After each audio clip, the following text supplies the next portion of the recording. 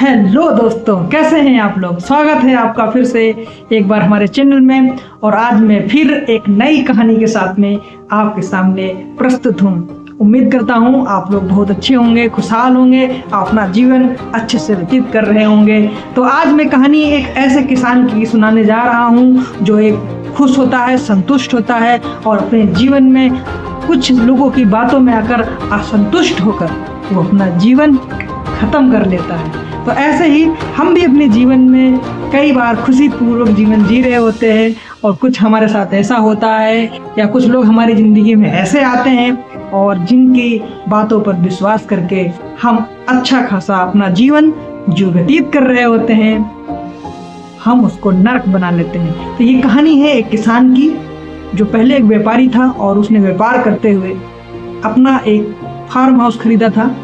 एक बार वो farm house में बैठा चाय पी रहा था, तभी उसके सामने से एक हीरे का व्यापारी गुजरता है और वह उससे गुजारिश करता है कि वह उसको हीरे के बारे में कुछ बताना चाहता है। तो जो व्यापारी जो होता है उससे कहता है कि हाँ बताओ भाई हीरे के बारे में। तो वो हीरे के बारे में बताता है, कहता है कि यदि आपके पास एक अंगूठी के बराबर हीरा है तो आप पूरा एक शहर खरीद सकते हो। यदि आपके पास एक मुट्ठी के बराबर हीरा है तो आप एक देश खरीद सकते हो। और यदि आपके पास अथाह हीरा है, बहुत ज़्यादा हीरा है, तो आप पूरी दुनिया पे राज कर सकते हो। वह किसान जो अपने जीवन में संतुष्ट जीवन जी रहा था, खुशहाल जीवन जी रहा था, वो पूरी रात सो नहीं पाया होता है और वह हीरे की तलाश करने के लिए वह एक निर्णय पर पहुंचता है कि वह अपनी पूरी संपत्ति बेचकर इस दुनिया में कहीं भी हीरा मिलता होगा तो उसकी वो खोज में जाएगा और उसे खोज लाकर वो दुनिया पर राज करेगा। बस यही वो अपनी ज़िंदगी में भूल करता है और वह उस संपत्ति को बेचकर संसार में हीरे की तलाश में निकल पड़ता है। और जब वो अफ्रीका जाता है, पूरी तलाश करता है लेकिन उसको वो हीरा नहीं मिलता है। फिर उस एशिया जाता है। इस तरीके से वो पूरा संसार को भ्रमण करता है। आखिरकार हताश हो जाता है, निराश हो जाता है और अपने जीवन से हार जाता है, लेकिन उसे हीरा नहीं मिलता है और वह इस निराशा को बर्दाश्त नहीं कर पाता है और वह एक दिन कूद कर नदी में जान दे देता है। और ठीक वैसे कुछ दिन बाद जिस इंसान ने, जिस व्यापारी ने उसका फार्म हाउस खरीदा होता है, वह एक दिन खेतों में पानी लगा रहा होता है। तभी उसकी नज़र कुछ चमकते हुए पत्थरों पर पड़ती है और वह उन पत्थरों को उठाकर अपने घर में आंगन में रख देता है। अब एक दिन वही व्यापारी जो हीरे का व्यापार, जिसने एक किसान को, उस व्यापारी को हीरे की महत्व के बारे में बताया था, और वो वापस आता है और पूछता है क्या वो व्यापारी वापस आ गया। तो जिस इंसान ने उसका फार्म हाउस खरीदा होता है वो कहता है कि वो तो अभी वापस नहीं आया है, आप ऐसा क्यों पूछ रहे हैं। तो कहता है जो आंगन में आपके, जो अलमारी में आपके ये पत्थर रखे हुए हैं, ये बहुत ही कीमती पत्थर हैं, ये हीरे हैं। तो कहते हैं ये हीरे नहीं हैं, ऐसे तो हमारे खेत में बहुत से पत्थर पड़े हुए हैं।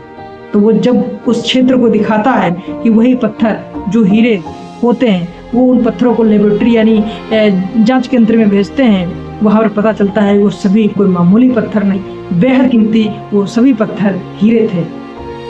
अब कहानी से हमें क्या शिक्षा मिलती है? हमें कहानी से ये शिक्षा मिलती है कि वह किसान जो अपना एक संतुष्ट जीवन जी रहा था, जो किसान खुशहाल जीवन जी रहा था, वह मात्र कुछ कीमती हीरे पाने के चक्कर में अपने जीवन को नष्ट कर लेता है, अपनी खुशियों को बर्बाद कर लेता है, अपने संतोषपूर्वक जीवन को असंतोषपूर्वक जीवन में बदल लेता है।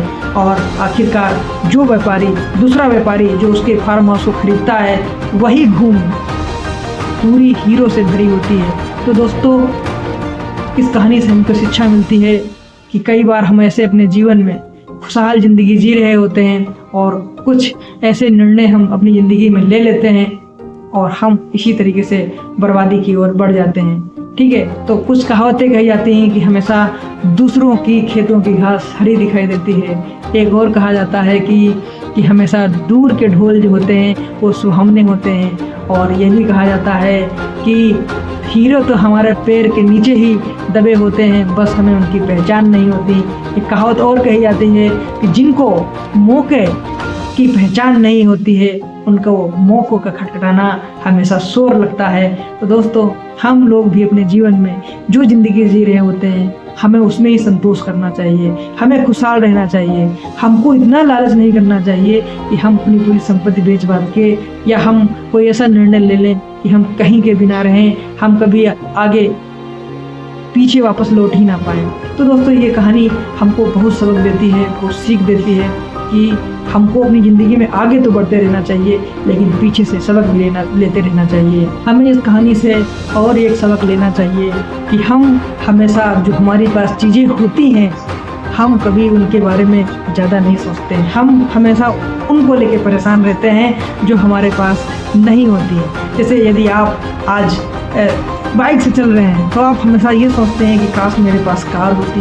यदि आप कार से चल रहे हैं तो आप सोचते हैं काश हमारे पास बहुत महंगी कार होती। और कई बार आप सोचते हैं कि हम हेलीकॉप्टर से चल रहे होते हैं। दोस्तों, सुख जो होता है ना, वो हमेशा अपने अंदर से आता है। हमें वस्तुएं कभी सुख नहीं देती हैं। यदि वो सुख देती भी हैं तो कुछ समय के लिए देती हैं। आप इमेजिन करिए, जैसे आपने इकोनॉमिक्स पढ़ी होगी तो उसमें होता है सीमांत उपयोगिता का नियम। आप किसी भी, जैसे आप बतासा खाते हैं तो पहला बतासा आपको बहुत आनंद देता है, लेकिन जब आप कोई लगातार खाते जाते हैं तो वो चीज़, उसकी उपयोगिता जो होती है, उपयोगिता वो ख़त्म हो जाती है। जैसे आप पहले दिन पनीर खाएं तो बहुत आपको अच्छी लगेगी, आप क्या मतलब स्वाद है, मज़ा आ गया, लेकिन वही पनीर आपको यदि डेली होटल पे खिलाई जाए तो उसकी उपयोगिता कम धीरे धीरे हो जाती है। तो जीवन ऐसे होता है कि यदि आपको लगता है कि वस्तुएं आपको सुख देती हैं तो ऐसा नहीं होता है। यदि सुख देने वाली वस्तुएं यदि कभी कभार मिलती हैं तो वो बहुत ज़्यादा आनंद देती हैं, लेकिन यदि आपको डेली मिलती है तो नहीं देती हैं। डेली यदि आप खुश रहना चाहते हैं तो आपको आपके अंदर मन की खुशी को ढूंढना होगा। जैसे कहा जाता है कि आपके पास 1000 कारण होंगे निराश रहने के, तो आप एक कारण खोजिए हमेशा खुश रहने का, और वही एक कारण आपकी ज़िंदगी को खुशहाल बना देगा और आप अपनी ज़िंदगी में हमेशा खुश रहेंगे। इस कहानी को सुनकर आप प्रेरित होइए और सीख लीजिए, अपनी ज़िंदगी में आगे बढ़िए। जीवन का एक ही उद्देश्य है, हमेशा खुश रहना। यदि आप तंगी में भी खुश रह लेते हैं तो आपसे बड़ा योद्धा इस दुनिया में कोई नहीं है। और यदि आप हमेशा दुखी रहते हैं तो मैं आपके साथ में हूँ। मेरी सुनते रहिए ऐसी कहानियों को।